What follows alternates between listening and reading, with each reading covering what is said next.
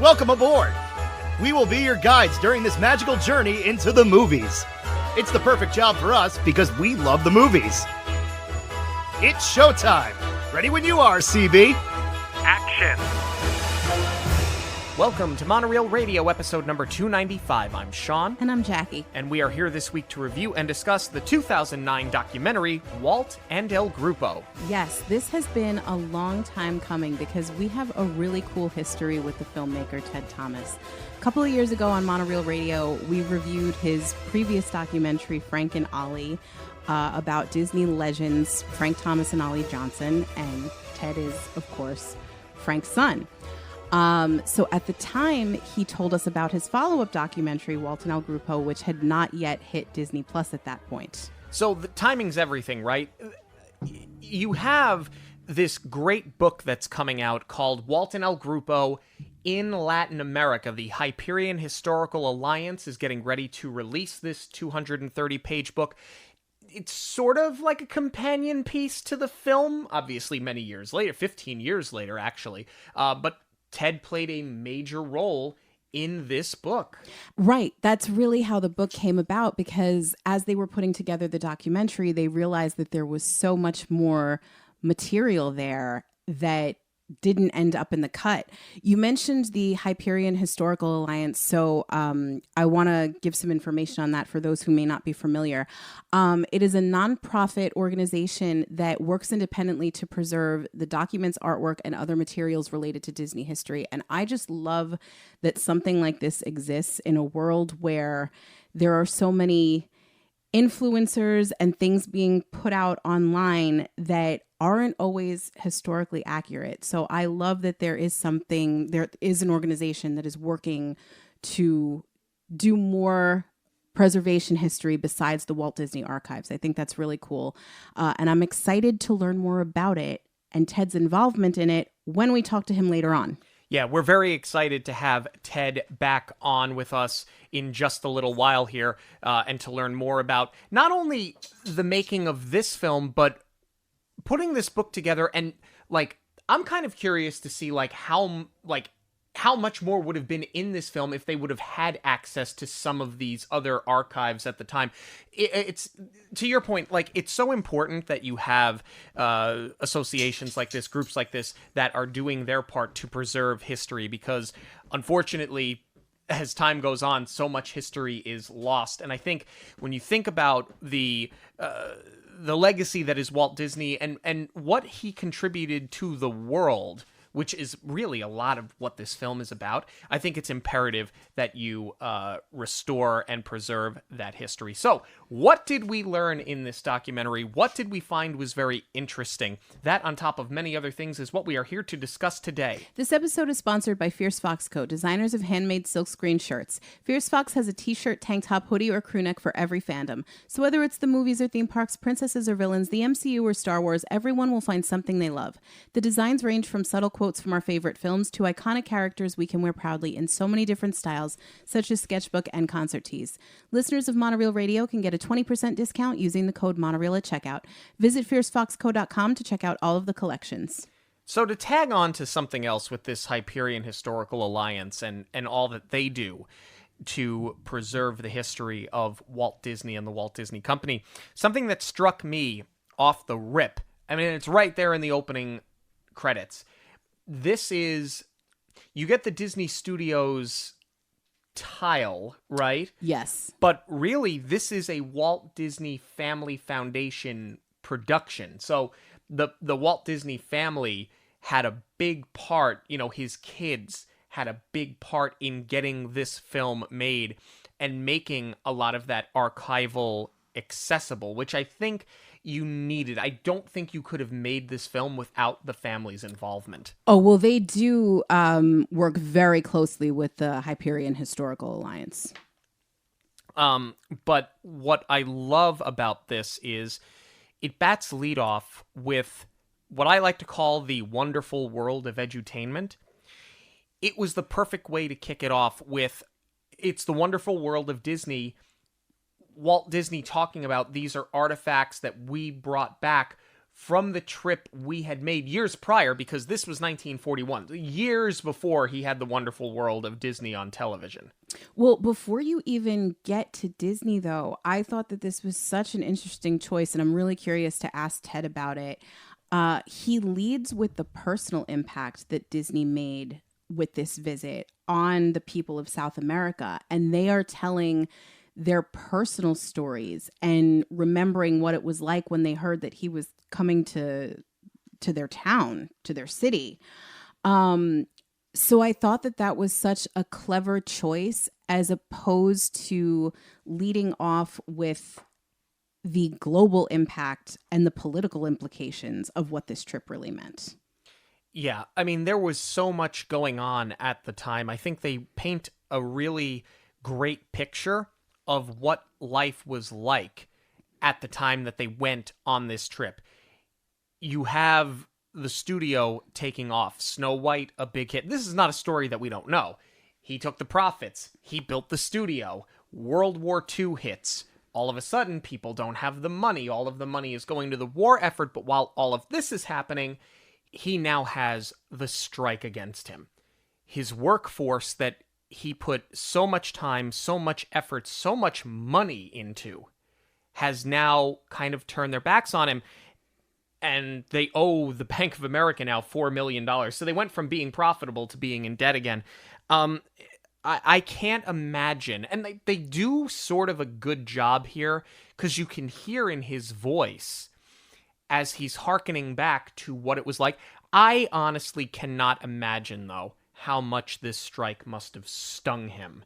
In conjunction with the war and everything that happened. It's just like every time he took a step forward at this point in time, he was shoved 2 steps backwards. Right. I get so conflicted over this era in Disney history, because I really do see both sides of it. You know, before really doing our homework and really diving into the history of Disney, it's kind of common knowledge, or at least it always was to me, that Fantasia was sort of put on hold because of the war. Because, as you said, you know, people aren't going to the movies. They don't have the disposable income. And I've always known that Sorcerer's Apprentice was supposed to be the feature length, and it got cut back. And, you know, they did Fantasia as a series of shorts because of the war. But when you really dive into it, it seems more like these films were more impacted by the strike, and history has sort of spun the story as the war put it on hold. To your point, I can't imagine how painful this must have been for Disney. You know, he took a huge gamble with Snow White. He got to see all of his dreams come true with it because it was a massive success.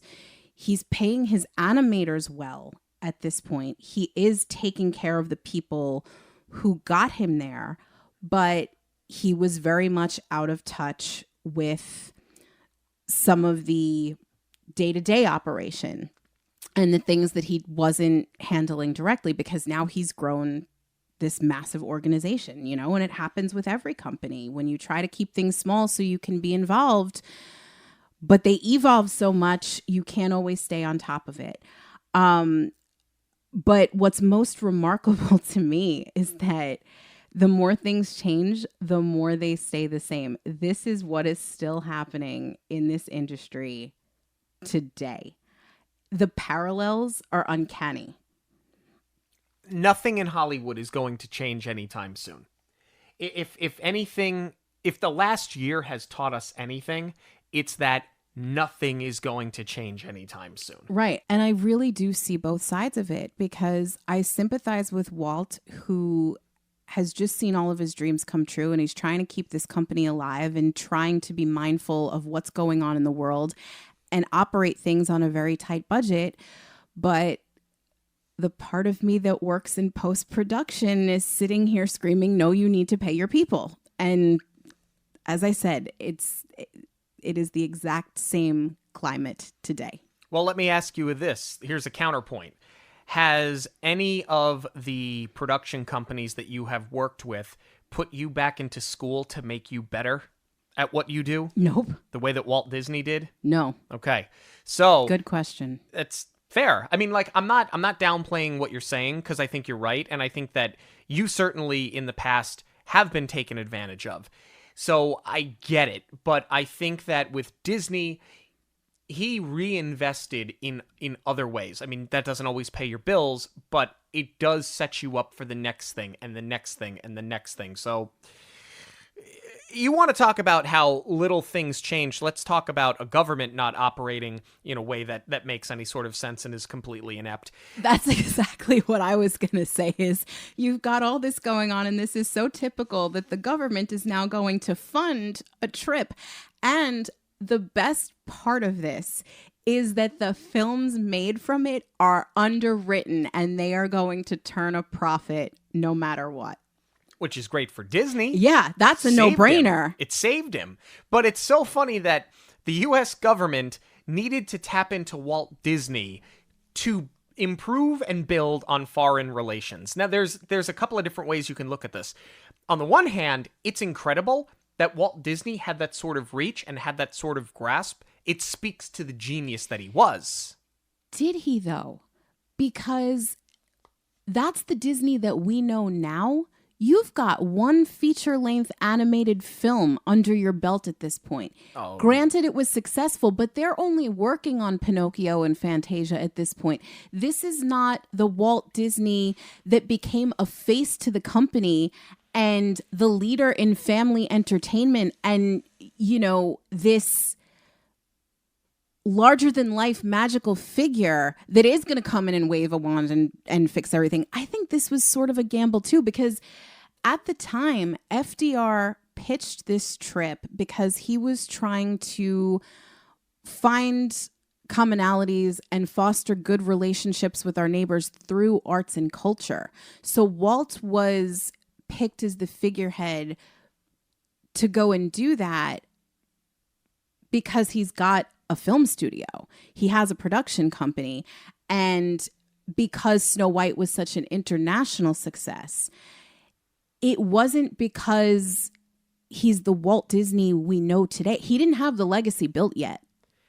I think, respectfully, that is a gross watering down of the value that Mickey Mouse and Donald Duck had on popular culture at the time, here and abroad. And I think that you especially see in World War II what Donald Duck meant to the company. They did make a lot of propaganda films with him. So it wasn't just to the company, but it was also to the government. Now, I think that Walt Disney had a vast reach. Yes, he was not Uncle Walt on television, but people knew who he was. And I think that Snow White and the Seven Dwarfs really just pushed him over the top. That's fair. But what a star-studded cast of 18 people that go on this trip. Oh my goodness. Like, this really was the creme de la creme of Disney. What's really interesting about this, and I do want to talk to Ted about this in a little while, the only animator that went on the trip was Frank Thomas. And when they went on that trip, there's archival audio here that Walt says, I had to leave the strike behind to go on this trip because the government was funding it. So technically speaking, Frank had to cross the picket line. And I'm wondering, the bravery. Yeah. The bravery of that man to do that. Now, you do that now, you get pelted with eggs and rocks. I don't think that they were quite doing that in 1941, though I could be wrong. I think that not only does it speak to the bravery of Frank Thomas, but I think it speaks to that he knew that coming back from that, he was going to be fine because Walt was going to take a lot of heat for going on this trip, especially because it was government funded. I think that he knew he was going to be okay on a social level with his coworkers, but I also think he saw the relevance and the importance of what this trip was going to do for the studio and for the brand that was Walt Disney Animation. Well, it's not only that too, but I also imagine that he would have faced a lot of backlash because he's in his late 20s at this point. They said he was 28. and he would have been prime for the draft. So I have to imagine that he would have heard a lot about that too. I'm not saying that he was dodging it by any means, but No. I'm sure that there was a lot to be said, from the people back at home. I'm sure that for a multitude of reasons, on some level, most if not all of these people were likely smeared by their colleagues because they weren't the ones that got picked to go, and they stood behind the picket line, and they all went down to South America.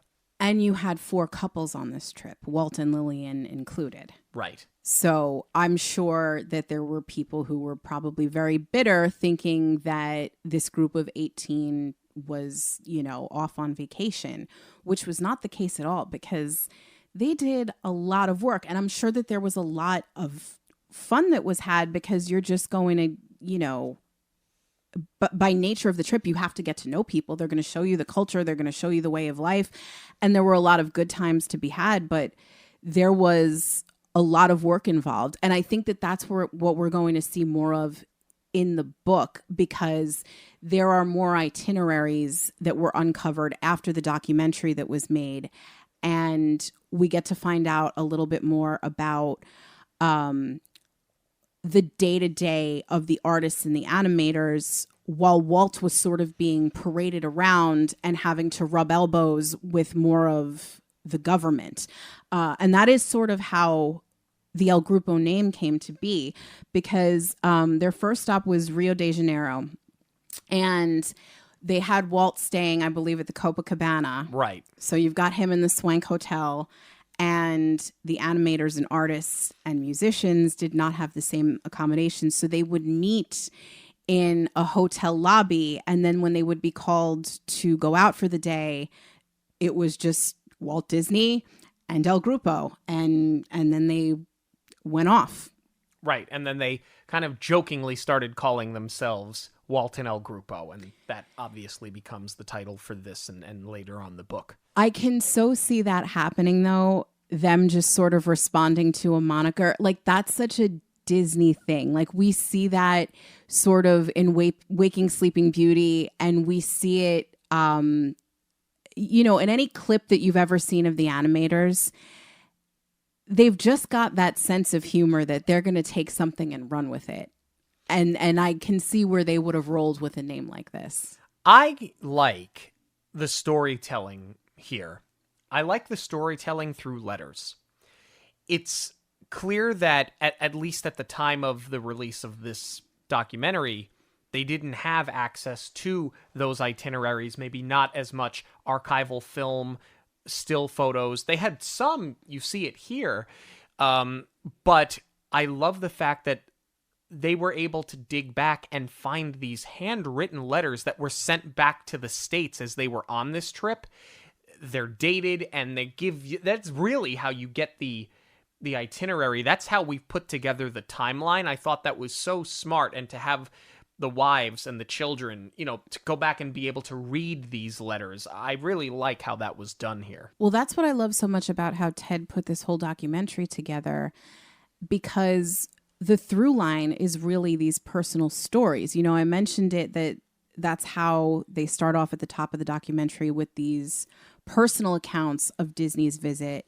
And I think by not only including the correspondence home, but by having the family and children read it, as opposed to, maybe other people that were working at the studio, it does really ground the film by giving it that personal touch, just because there was so much at stake and so much else going on as far as the political climate. I like that he sort of reins it back here. I also really love the transitions that they're using, the way that he does the picture in picture of what it looks like present day at the time that they were filming. And then they'll fade it into Walt standing in that spot with his animators or with other members of El Grupo. Right, and you start to see how some of those buildings have been improved on. Some of them aren't there. Some of them have just fallen into despair. So I thought that was really great to see that passage of time as well. And I thought that there was a tongue-in-cheek sort of quality to it when you learn things like, obviously, knowing it's a government-funded trip, and the government is going to show you what they want you to see, and we'll talk about a little bit of that, as we move on here. But the fact that they were tapping into American showgirls who were living down there to kind of like show them around or tell them where are the good restaurants, where are the good spots, all of the places that the government maybe is not going to take us. I thought that whole thing was very funny, that's how they got the know-how when they were down there.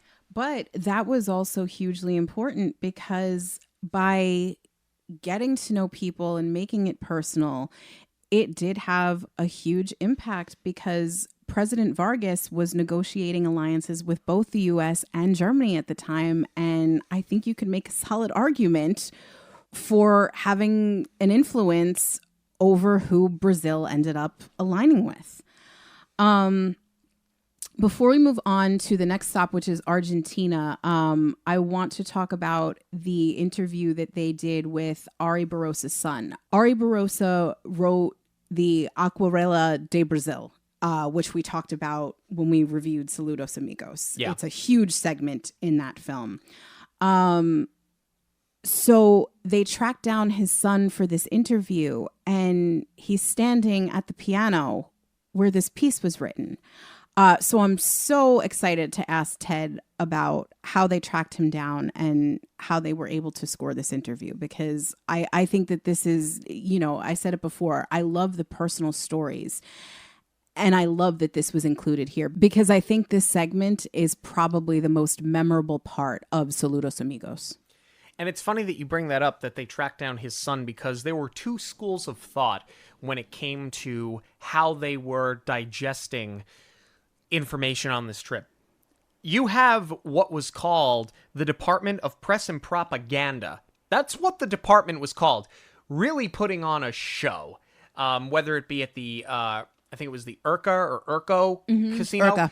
Urca Casino, over at the Copacabana. So, they're really putting on the Ritz here for Disney, and they're looking to impress him. But then you have, on the other side of it, these individuals that are a part of this organization, and they're kind of oohing and eyeing Walt, but then their families are getting involved.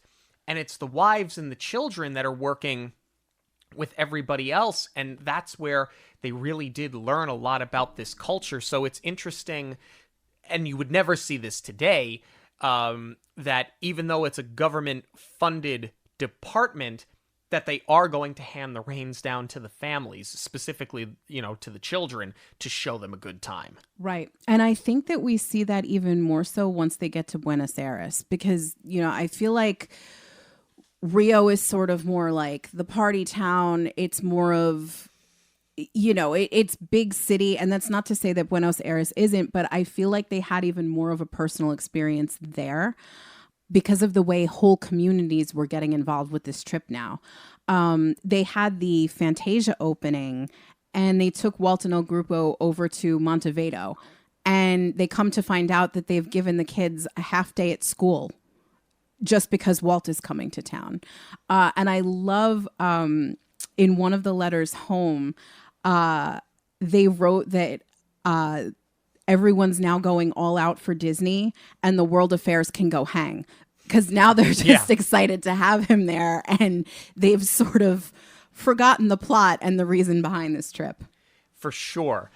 And something that stood out to me while they're really because you're right, in Rio, it's the glitz, it's the glam, it's the nightlife. But as they start getting into these other regions, you're getting sort of more eclectic, so to speak. You're getting more of grassroots, this is what life is like here. Specifically the gaucho dancing. They have such a big thing learning and illustrating the gaucho and learning about the gaucho. And we know that becomes such a key element in Saludos Amigos and then later in Three Caballeros. It's just amazing that was one of the things that they latched onto that became so important in those films, but it's because it was so important to the culture at the time. I also adore this footage of Walt dancing. First of all, he can move. I had no idea. Like, he actually seems like he's holding his own as he's learning this dance. But he just looks so joyful. And now 2 other huge things happen while they're in Buenos Aires. Right after the premiere of Fantasia, the German ambassadors were asked to leave. So you've got, obviously something very impactful that happens on the political end of this trip. But just as impactful is what's happening now to Walt personally. His father passes while he's away, and he can't get back for the funeral. And we know later on what it meant to him, how much it really hurt him when he lost his parents, both of them. So I can't imagine the avalanche of emotion, and he's got to keep it all together because not only is that happening, but then you have the rumors. Isn't it so funny that nothing changes? The media and little gossip columners start spreading rumors that perhaps he's a spy. And that's what he's doing there. God, nothing has changed. In all of these years, nothing has changed. But he's now got to deal with that, and he's got to come to grasp with this rumor. And it's, if it's not that, it's the strike and just everything they can do to slander his reputation. Right. Like, God, nothing has changed. Can't you just let the man grieve? Because I'm sure that this was a very difficult choice for him to make personally. But the other issue is, and I think people have to bear this in mind, it's not like today. You can't just hop on a flight home. Right. Even though he is Walt Disney, and even though he had the means financially to do it, it doesn't mean that he can. And if there's anything that we've learned from Saludos Amigos and from this documentary, the flying conditions, not always great. Not always great. So it was, I'm sure it was a very, very difficult decision, but logistically, it just seems like it couldn't happen. And I just can't even imagine the stress that he was under at this point. And then it gets worse because while all that is happening, you still have members of the German part, members of the Nazis. They're still in Chile. I cannot even imagine the amount of stress that he was under. But this is where it ties back to what we were talking about with the glitz and glam of Rio versus what it's like in these more suburban areas.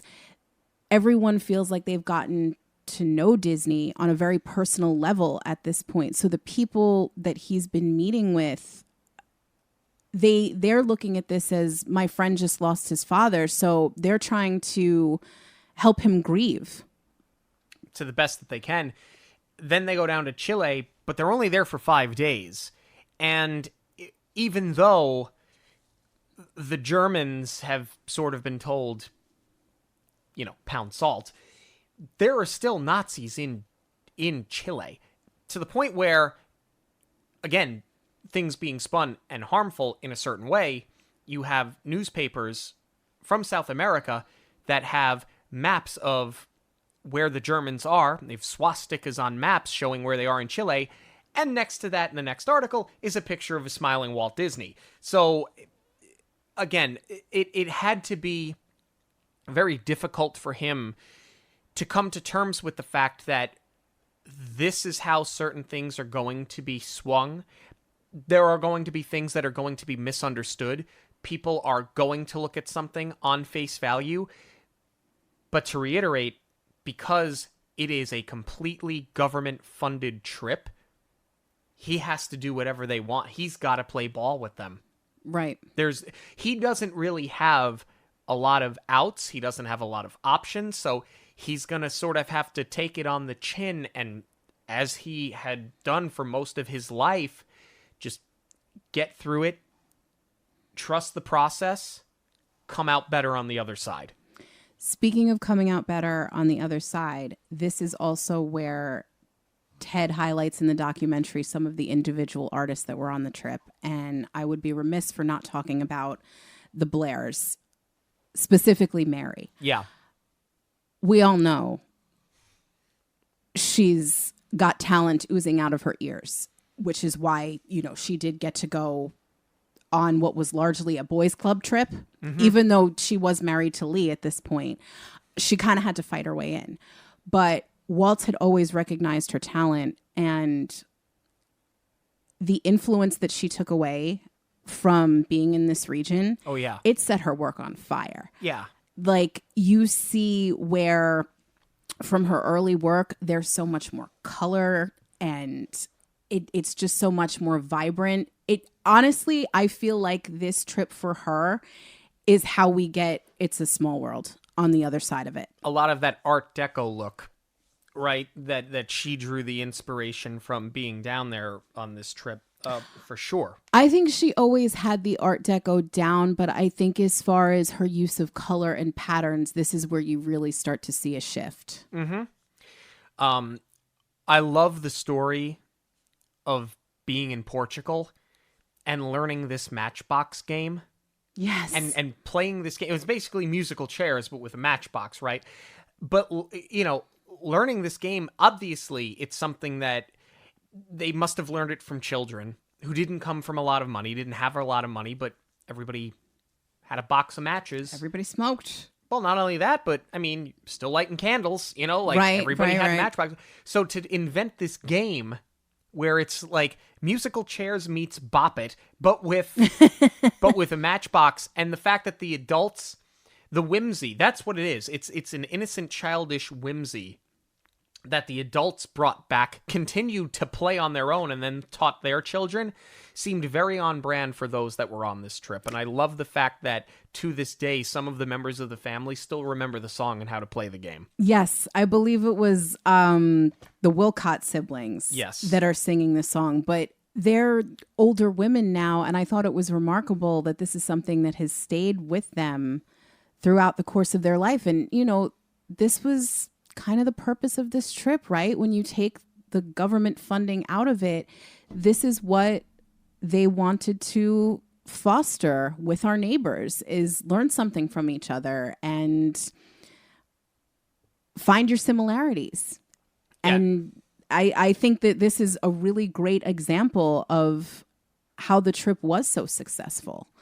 So now, you know, they are sort of wrapping up their time in South America. They're getting ready to head back. They're going by boat this time as opposed to plane. And they are coming back to a unionized studio. So, you know, I think Walt took a lot of criticism for stepping away at this point. I mean, but what were you going to do? You know, your government asked you to go. This was similar, even though you're not fighting on the front lines. You were sort of drafted into this in a way. And I'm not trying to downplay the draft, because that's obviously a very serious thing, but he couldn't really say no. So I don't think it's fair that people are accusing him of burying his head in the sand while the strike is being resolved just because he wasn't on the ground in California while it was happening. He has no alternative. Right. You are in the red badly. You've been given an opportunity. To your point, yes, the government has asked you to do it. You don't really have a lot of choice in that anyway.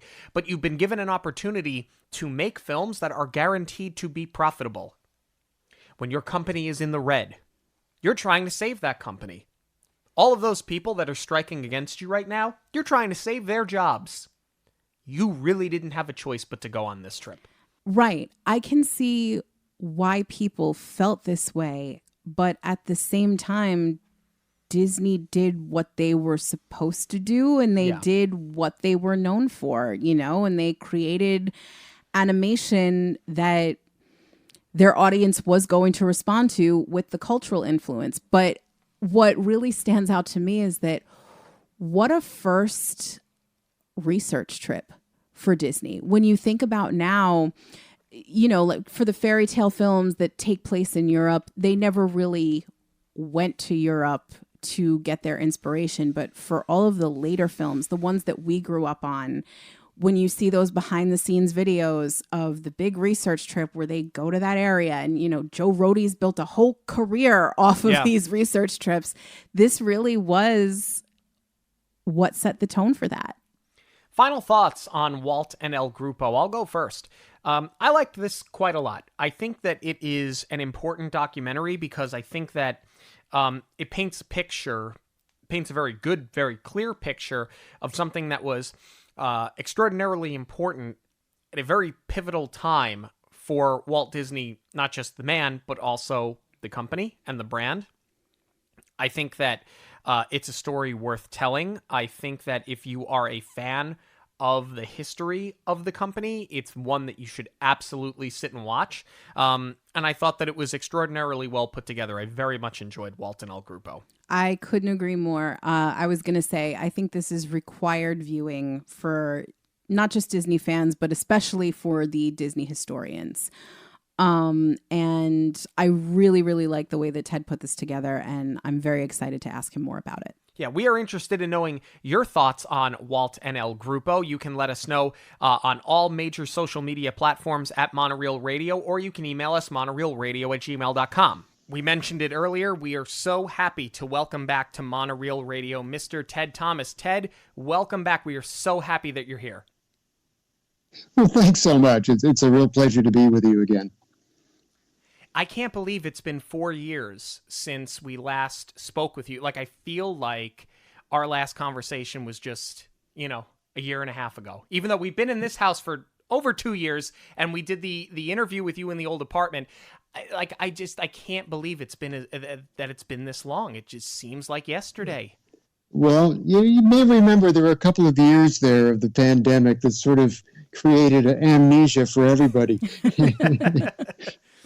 It's true. It's that time warp. So, Ted, last time we spoke, you told us that Frank and Ollie was self-produced and it was later acquired by Disney as one of the few third-party productions to go to the streamer. So how did Walt and El Grupo come about?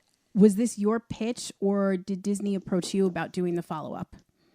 Well, actually, Disney wasn't involved in it until fairly far along. It began with my good friend and colleague, J.B. Kaufman, approaching Diane Disney Miller about doing a book on the South American trip. And he had acquired a shoebox of snapshots that Norm Ferguson, Fergie, the great director and animator, had shot. And Diane was going through those and thought, gee, I wonder if this could be a film. I wonder if you could make a film out of this. So she called me up and said, what are you doing? And I said, well, the film business, it's busy. And she said, well, I don't know the film business, really. Would you be interested in seeing if you could make a film out of this?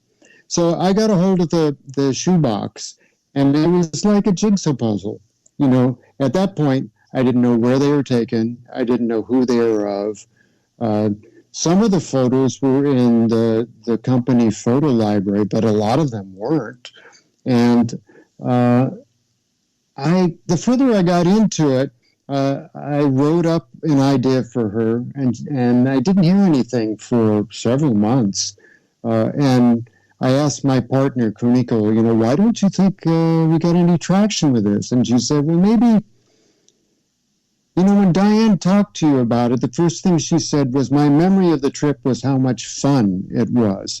And your whole take was sort of heavy on the geopolitics of it, and war and gloom, and, maybe you could see what she saw in it. So I basically took the same story that I wanted to tell, and I repackaged it to look on the sunny side a little bit more, and celebrate all of the new things they experienced and all the people they met, and how when they got off the plane in Rio de Janeiro, they were just met by this riot of color, and really opened everybody's eyes. And Diane said, yeah, and now I see it. This is what I'd like to do. So the film was a commission from her family foundation, and that was fine. But then Ron Miller, her husband and partner, said, well, before we can go forward, you need to make sure that we've got distribution. So go talk with Dick Cook at Disney. So I did. Dick and I had a meeting, and I basically pitched the whole idea to them. So what if Diane and I made this film about her father's trip to South America in 1941? Can we work out a distribution deal with you? And the answer was yes. It was a lot easier than I ever thought it would be. So with that, then we got the green light to go ahead. And hats off to Diane and Ron and the Family Foundation, because they supported us every step of the way without telling us what film to make. And we really got to do it the right way. That's so interesting how full circle this has come now, that it started off as a book, then went to film, and now we're getting another book out of it. Yeah. Well, it's rich material, and the great thing about a film is that it has its own language, right? Its own architecture. But there are stories that work out much better between two covers. They work much better as a book. And when we finished the film, we had accumulated so much terrific material that couldn't be in the picture. And a bit of time goes by, and JB contacted me as a pandemic project. What are you doing? What are you doing?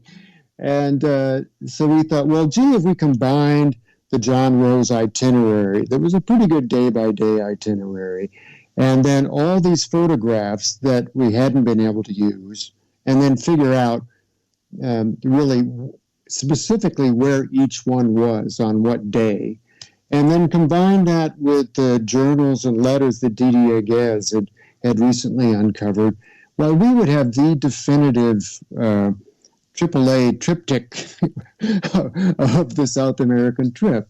And so that's what we did. That's the new book that is just coming out now. That's outstanding. Let me ask you, because you talked about having to go to Disney and talk to them about getting the distribution. And obviously, you're a filmmaker. We've talked to you previously about getting your films made and directing and writing. But what was that producing like for you, having to go and find the distribution? Was that something that was kind of a step out of the comfort zone, or were you pretty comfortable because you do have a history with Disney?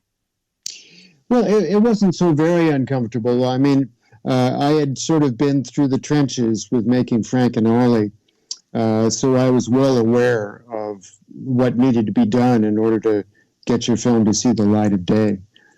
So also, given the long history with Disney, it was a big step up, I have to admit, yeah. So what was the producing of the film itself like for you? Like, how did you go about finding your interview subjects, and what was it like to film them in South America? Well, the fascinating thing about this project, it was really at a time just before the internet became an indispensable way to do research. I mean, everybody was sending emails back and forth, sure, but in terms of being able to do an online search for a name and have some really useful information come up, it was still very early days. It was the dawn of that. So we had to reach out. First, we found a co-producer in each of the countries where we knew we were going to be doing work. And then we got researchers in each of the countries, Brazil, Argentina, Chile, and the researcher in Argentina could also do work in Uruguay for us. And we kept on feeding them information about, can you find so-and-so? Can you find the descendant of so-and-so? Can you find what a location looks like today? And then what was essential was that we took a research trip, a 2-week-long research trip, and were able to sort of ground truth all of our ideas and finalize our location list. And importantly, we're able to do a couple of key interviews with people who were very advanced in age and might not be around when we came back with a camera on it 6 months later. So you sort of hit on this before about opening the film with these personal accounts of Walt Disney's visit as opposed to the global impact of this trip. So you knew that you were going to do that going in. but was that something that you had ever considered changing throughout the process, maybe during the production, or, you know, as the adage goes, sometimes the film gets rewritten in post altogether. So did you ever consider changing your mind on that? Well, the way we started it really came about as a function of editing, because the way it was written on paper was fairly linear, you know. And once you begin working on the film, you think, what keeps me up at night when I do a project like that is, well, how am I going to pull people into the film? You know, what are they going to see, particularly if it's a nonfiction film? But what are you first going to see to make you feel like, I want to know where this story goes? So that's how that sort of preamble came about. You know, I thought, country by country, when we would visit people, what got me was how fresh, how present this trip that had taken place almost 70 years before was in their minds. I mean, especially for the people who were children when the trip took place, but even for the next generation, you know, that we relied on in many cases. It was as though this was something that happened last year, not 60 years before or 70 years before. And that informed the way we put the film together. The other two things that were very important to me in making the film was that two things. That we had a terrific amount of ephemera, you know, in terms of objects and photographs, but we didn't have many first-person accounts. You know, the people who had been on the trip had all just passed. And so I knew that I wanted to figure out an interesting, engaging way to bridge his experience. So that's how we hit upon the moving into the photographs, 3D photograph approach, and then also doing the tabletop stuff where you see so many of the things from objects from the trip. They're not flat, they're three-dimensional. And the other thing that was very important to me, was that since it was a trip, I thought that in terms of art direction and cinematography, we should always have the feeling of moving forward, you know? And like taking a trip, you don't see everything all at once. You know, so you're riding on a train or riding on a bus or in a car, you know, you turn to the left, and you don't see something without the other way you do that. And so I put the film together in such a way that it would encourage people to want to have multiple viewings of it, because each time you experience the film, you would see it a little bit differently. There'd be something revealed that you hadn't noticed before, or you would see it in a different context and go, oh, that's how that connects, or oh, that's how those two things fit together. Because I'm very keen on making projects where people get a sense of discovery as they're watching the film, rather than laying it all out for them, where I think when you do that, people go, well, I know this story. I don't need to watch it anymore. I certainly think you succeeded in that, because we've watched it several times since it was released on Disney Plus, and I feel like I learned something new every single time. So it's so interesting, though, that you say that, you know, your goal was to have people watch it multiple times and have a different context every time they watched it, because specific to the strike, which was happening when they went to go do this trip, even though you weren't with the company at the time, obviously, what are your personal feelings about the strike and what Walt went through, being a filmmaker yourself? And, you know, did your dad ever discuss what it was like, you know, being the one that kind of crossed that picket line when he went on the trip and the strike was still happening? Well, you know, the strike was something that really cleaved the studio in two. And it wasn't because of people were pro-union or anti-union, but it's the way the whole thing came about, where up through the making of Snow White, it was a very tight-knit community. And between Snow White and the strike, the studio added almost 700 employees in a 3-year span. And so there were a lot of people who had never met Walt, had never had a conversation with him.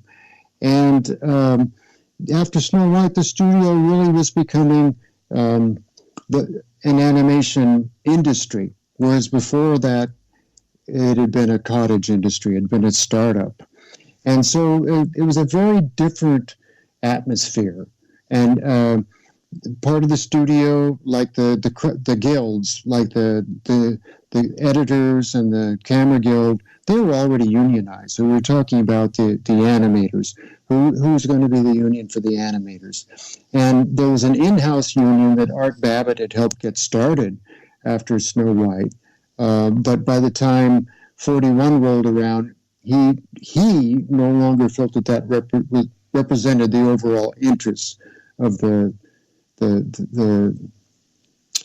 rank and file workers.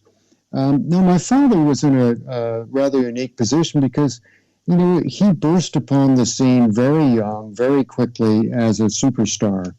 And within 2 years after arriving, he was up there with Fred Moore and Teitla and all of those people. So he wasn't affected in the same way as by the strike as other people were. And he was trying to get Bambi finished after they had so much of their budget cut from the picture because the studio was having severe financial problems all throughout 1940 and acutely through 1941. So we tend to forget that it was about a third of the animation staff that went out on strike, and about 2/3 of the animation staff that stayed in. So it wasn't, a walkout. It wasn't a straight walkout and with scabs crossing the picket line. It was much more complicated than that.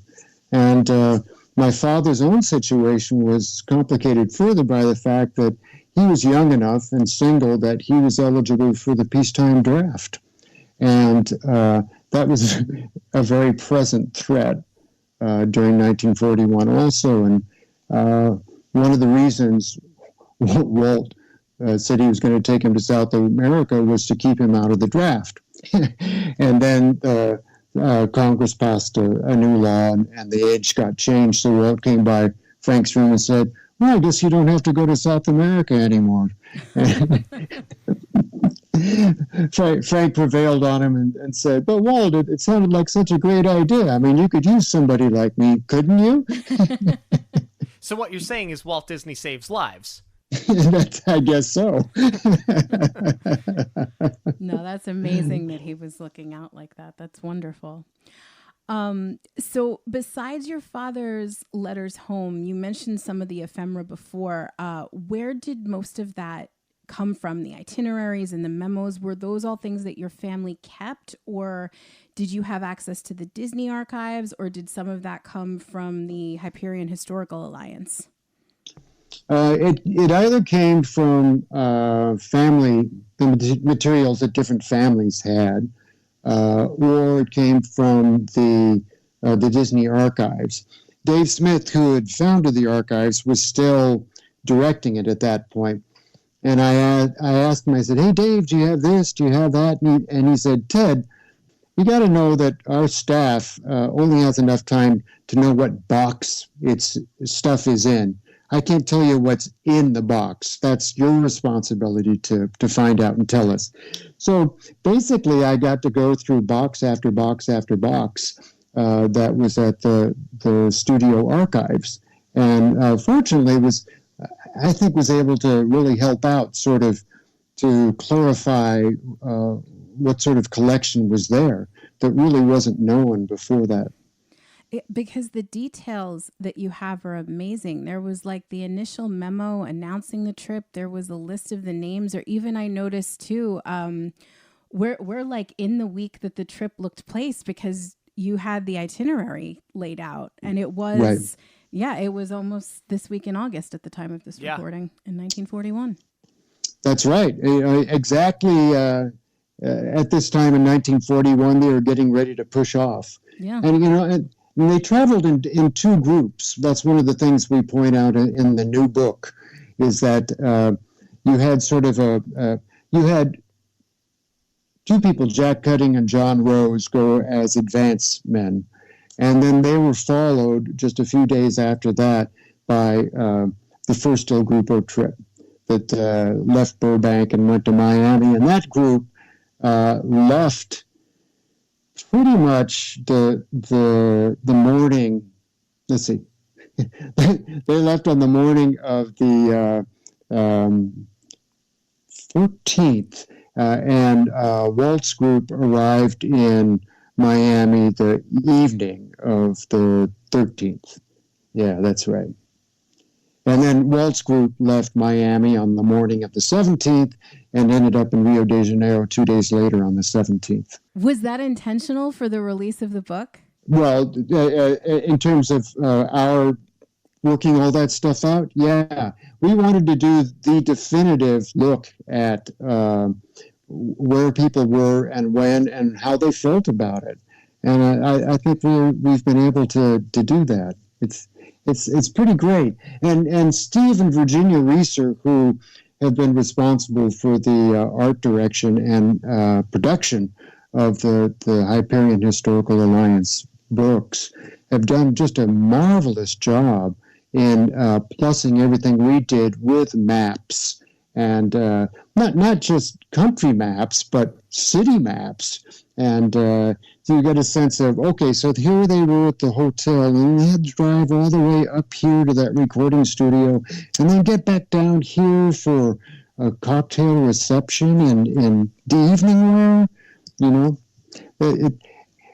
what I come away with from doing this new book is a real appreciation of the stamina that all the members of El Grupo had, because they would be doing artwork by day, right?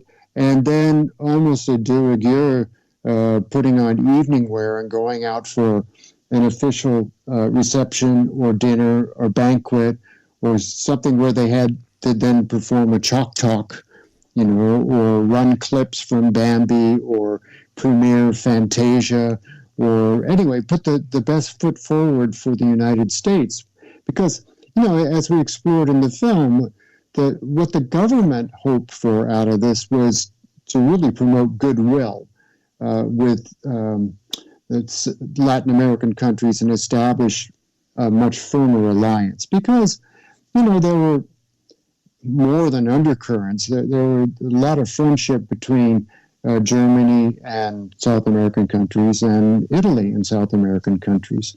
But we shouldn't forget there was a great naval battle there on the River Plate, just off of Montevideo, that sort of, you know, telegraphed that war was coming to this hemisphere. I know that you had said that you know, sort of your initial idea for how the film was going to go, you wanted to kind of focus a little bit more on that sort of thing and the historical implications. Is that something that maybe the book is going to expand on a little bit more, you know, in regards to what was going on behind the scenes that we didn't maybe see in the initial film? Well, you can't get away from it. And I think by having it, like I said, between two covers and see the meetings that they had with heads of state and foreign ministers and, you know, government officials, it becomes very apparent very quickly that there was an official side to this story. But I should say that what set the Disney party apart from other people who had gone before them was that they had done their homework before getting on the plane. You know, they were already researching a series of films with Latin American themes before they were talked into making this goodwill trip. I know we talked about it before, with your dad being selected and Walt was trying to, you know, looking to keep him out of the draft at least. But how does it feel knowing that, you know, he was kind of the chosen one? He was the one animator of all of them that was selected to go. Well, it was also because he was far enough along with his responsibilities on Bambi that Walt could afford to take him out of production. Because they were gone for 10 weeks, that's an awfully long time to be away from the studio, right? And it was only because they were practically finished with Bambi that he was able to go. I mean, Milt Kahl and Ollie Johnston and Eric Larson were still finishing up scenes. And the other big picture that was in the work at that time was Dumbo, and that was by a completely different crew. So, Fergie, Norm Ferguson by that time, had sort of gone into supervising, so he could be pulled from production.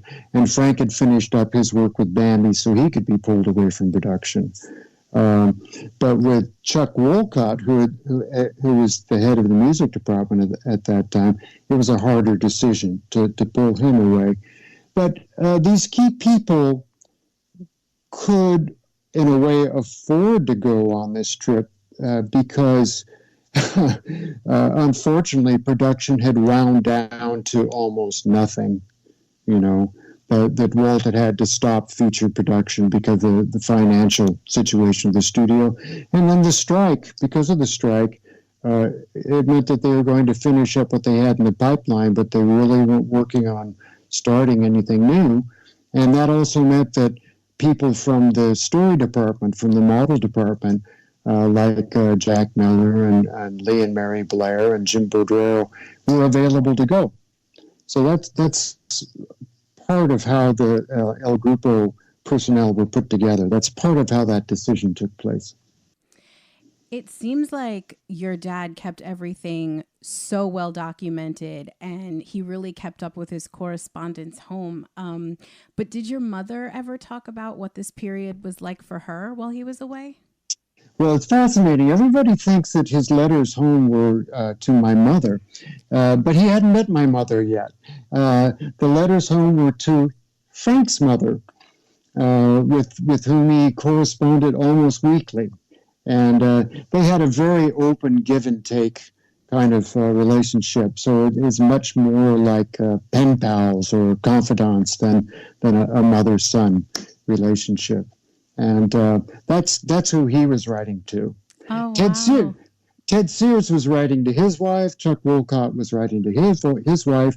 But both those guys were like 40 at that time. And Frank was 28, turned 29 on the trip. So. That's why I was wondering, because in a lot of the interviews, there's sort of a tongue-in-cheek response when either the spouses or the children knew that their family member was going to be away for so long, but your mother never really commented on it. And that's why I was wondering, but that all makes so much more sense now. Yeah. I mean, they met after Frank came back from South America. So they met in the spring of 1942, in fact. Right after. Okay. Gotcha. Yeah. What was it like shooting at the abandoned Urca? Oh my gosh. When I saw that place during our research trip, I just knew in my soul that this needed to be in the film because it had been such a social hub during the time that they were there, and it was a relic now, an abandoned relic. That to me was a visual metaphor for all that had happened since then. And so we began to apply for permission to film there, and we're thumbs down. The answer was no, you can't. It's an abandoned building. It's dangerous. Nobody has been in there for years. But we kept persevering. We kept asking and asking and asking, and finally, when we were there to start filming, we were allowed to go inside. And then we convinced the bureaucrats that we could get permission to go in and film. But when we came back to film, they had started cleaning the place up. I fell in love with, half a century of dust on the floor, even though it gave all of us, wheezing coughs. And by the time we went back, that had all been swept. So to get my shots of broken neon bulbs and things like that, I had to find these little trash heaps in the corner, sort of seek them out. But I've got to say that being there, brought the whole era back to me. Well, even though they started cleaning it up, the Urca still reads hauntingly beautiful. That is one of the most memorable things about the documentary to me. Is I love that footage. I love that you held it until the end. And to your point too, like it does leave with that. It ends on the note of that sense of what once was, and it's just this reminder of what the trip was. So that's one of my favorite parts about it. Well, it really struck a chord with our executive producer, Walter E. Miller, also, Walter E. D. Miller. Yeah. He said, that's your button. That's the heart of your film right there. Don't lose that, whatever you do. And I said, no, I don't plan to. I'm so glad that you're in love with it too. Because it sums up, there's this word in Portuguese, saudade, which translates into English loosely as loneliness. But it's more than lonely. It's a sense of longing, sort of a sweet melancholy, a nostalgia for what was and might be again. And so that scene really is saudade, and the legacy and imprint that El Grupo had. It was a two-way street. El Grupo had it on their hosts, and their hosts definitely had it on El Grupo, who went back and then made the films that became Saludos Amigos, and later on the Three Caballeros. So that was what I wanted to ask too about this lasting impact, because really the personal accounts are such a through line throughout the documentary, not just with the correspondence home, but with the interviews that you got on location. Did you have a favorite interview or a favorite story that you learned about from talking with the descendants of the time? Or, did you walk away with something unexpected that you learned? Well, one of the things I did not realize in talking with Jorge Delano in Chile, his father was named Jorge Delano, and his grandfather was named Jorge Delano. So it's a little confusing. But his father was a young man who became very good friends with El Grupo and Walt. And through a whole other part of the coordinator's program, it was like a Fulbright scholarship. He had a internship in Hollywood for a couple of years during World War II. And if you watch the Pedro, the little mail plane episode, a segment of Saludos Amigos, there's a postcard that Pedro successfully delivers back to Santiago. Yes. And it's it's addressed to Jorge Delano. And it was an inside studio joke that the postcard was addressed to this young friend that they had made, and who was now doing this internship in the studios of Hollywood. And his story is so interesting too, because at the end of World War II, the U.S. Tried to make everything go back to normal. And so, unfortunately, a lot of the outreach that had been done during the Second World War also went out the window. And Jorge Delano had such a hard time getting a foothold in the film business that he finally had to leave it altogether and went into importing automobiles to Chile. And that became his business for the rest of his life. Wow. But the wonderful backstories like that are truly affecting, and you can't put them in the film. You can put them as a footnote in the book, but they live with me always. Well, I think that's a great segue to this question for you, which is, like, when did you realize that there was more to this story to tell? And maybe why did you think to do it as a book as opposed to doing a companion film to the original, and sort of like what it was like working with the Hyperion Historical Alliance to get all of this together. Yeah, well, as a friend of mine years ago who went from being a filmmaker to being a novelist said, a ream of paper is a lot less expensive than a film. And, making a book, even though it has its own unique set of hurdles, doesn't require the wherewithal that making a film does. And besides, JB and I already had so much of this material. So it's basically putting on the thinking cap about how to refashion it rather than to, and then fill in the gaps rather than start from square one and figure out how you're going to bootstrap the project each step along the way. And in terms of knowing that there was more to tell, even at the time I made Walt and El Grupo, I felt that there was much more to tell about this story. Because you get into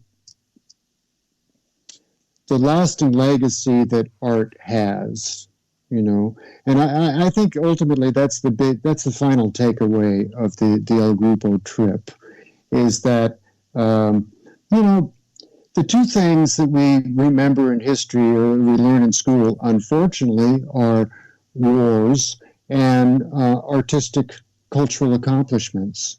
And even what I like to remind people is that even when you see a war memorial, it was made by an artist. So even those stories of conflict get reportrayed by the artists of a culture.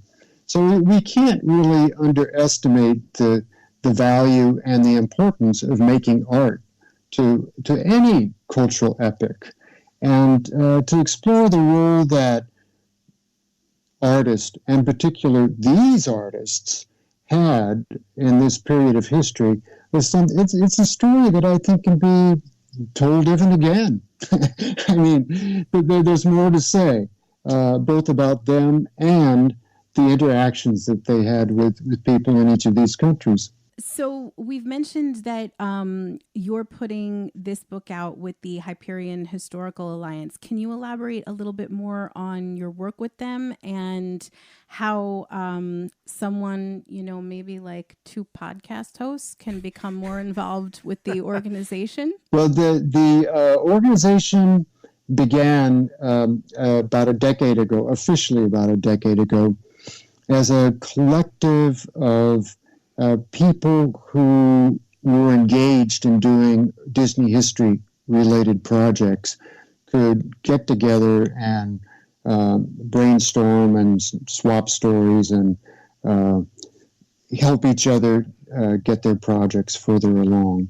And the driving force then and now is Didier Guez, who's a prolific researcher and author, and you're probably familiar with his series of Walt's People and also They Drew as They Please, which wonderful series of book.